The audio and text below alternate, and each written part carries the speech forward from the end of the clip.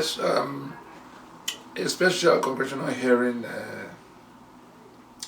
had been, designated and programmed on account of the signals coming out of Nigeria. The U.S. Has become worried because of the implications of having Nigeria unravel in a certain manner. The population there and all of what it could spell for the global global peace, more or less.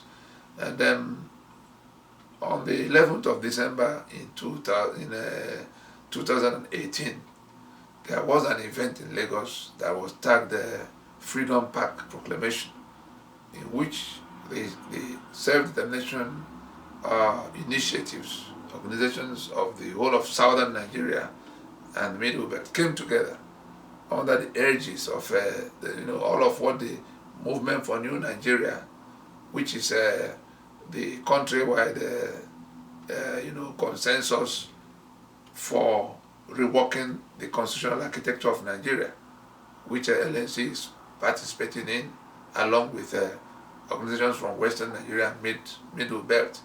It was a coming together of all those initiatives across the southern and Middle Belt of Nigeria that made that proclamation declaring that the Constitution of Nigeria, the disputed Constitution of Nigeria, which has been repudiated across the entire country, can no longer be the basis of going to any further elections, because elections can only reinforce the life of that Constitution.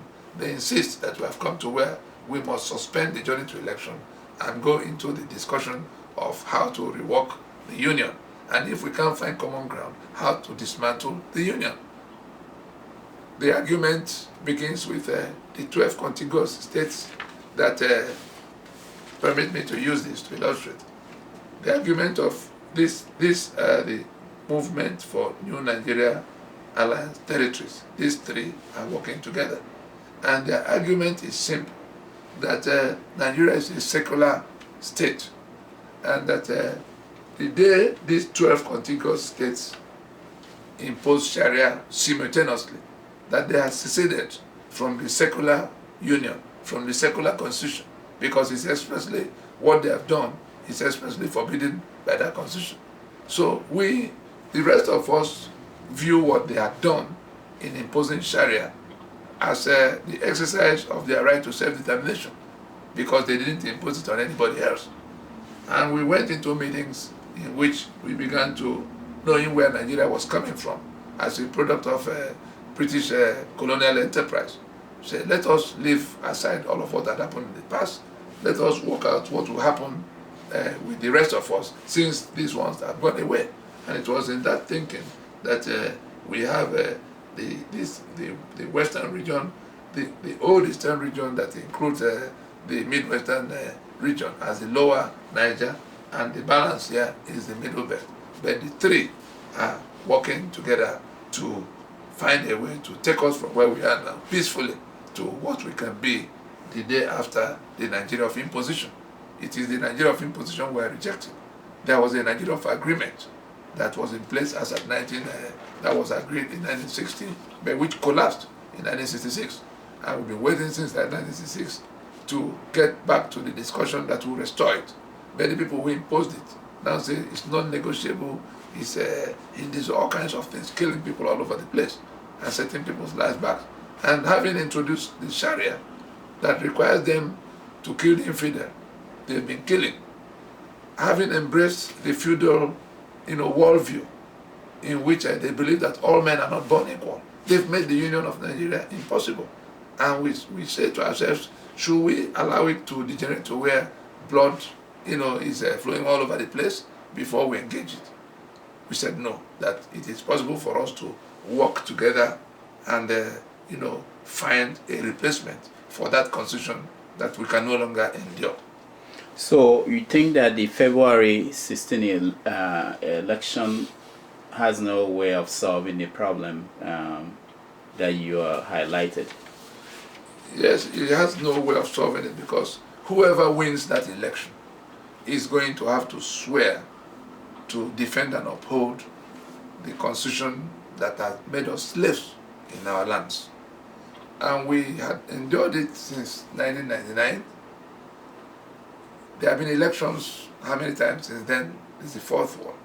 And if the source of the problem we're trying to solve is this constitution, whether it is corruption or infrastructural decay or the gross insecurity we have, they are all flowing from this constitution.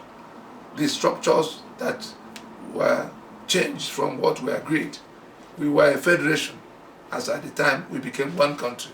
We became one country on account of being a federation.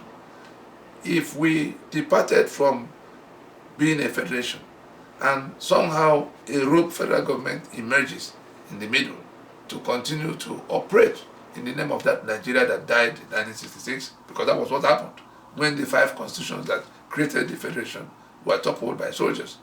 And we said, let us accept that we can only be one country as a federation. Let us go back to what will be acceptable to everybody. Otherwise, that imposition will be, resisted by those who get injured. And we've seen a lot of agitation in the Niger Delta. We see Amenda, Avenger, we see Mend and all of that. In the Yoruba side, it was OPC. In the Middle Belt, we've seen the kind of exchanges going on between them and the Fulani. And then there came the Biafran agitation. They are all, saying the same thing in various ways. They are rejecting the imposition of Nigeria upon them. The Niger Delta agitation is asking, how did the oil and gas of Niger Delta become the property of Kano and Sokoto people and Maiduguri people? Because in a federation, you own what you, particularly the kind of federation that Nigeria was negotiated to be, you own your assets and you contribute a certain percent, 15%, to the operation of the central government created by the regions. But from 1966, not only were the regions fractured into states, their assets were hijacked and sequestered by that rogue federal government, because you can't have a federal government without a federation. Nigeria has become a state in which it pretends to be a federation, and then having a federal government without actually being a federation. It's a unitary state. It's a unitary state now. And then the consequences of all of that, go down to where those who are in that union are feeling entrapped, because that constitution by which this election is being is mandated, and by which the winner will govern, has created what I would call an inverted federation, an inverted federalism, in which the center is now the owner of everybody. Electricity cannot generate because the authors of the imposition say I cannot generate electricity. I can't do my road to connect two state capitals. I can't do my ports. I can't do my railway. I can't do my police. I can't do, even the basic matter of who will govern us. We can't elect by ourselves who we choose to govern us. Somebody from the center will have to decide. That's the INEC. And what the Lower Niger Congress and its MNN alliance partners have proposed is that we defer this election to go and discuss the replacement for this flawed instrument. Because if that is not being done, we've already gone to where everybody's working out their self-determination. From 1967 to about 2 years ago, the argument was, all of those who are talking about sovereign conference and restructure, they were saying, please, you have to restructure, otherwise we'll have to find our own future outside their union.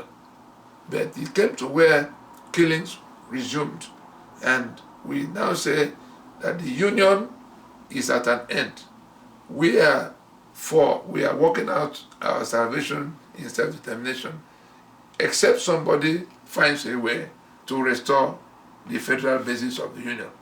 The argument has changed from go and do it, otherwise we go away. We are saying the union is at an end, to the extent that this constitution, which puts our signature as the authors of our damnation, we've gone to show that we didn't make any constitution, and all of what they are pretending are in place are not in place. And then some people sit in Abuja pretending that there's a National Assembly that can attend to the matter. The people going to this election are telling us that we have been conquered, and therefore we no longer have a say on how we live our lives, and we're just going to ignore them and the elections. We've told them, don't go, so that we can go and sort out. If they insist on going to the election, those who are choking under this constitution will continue the arrangements for how to leave the union.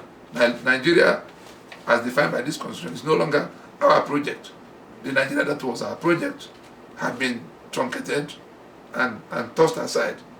It has been, the garment of it is now worn by a stranger, a monster that is causing damage all over the place. See how the blood flow all over the place. What's the reason?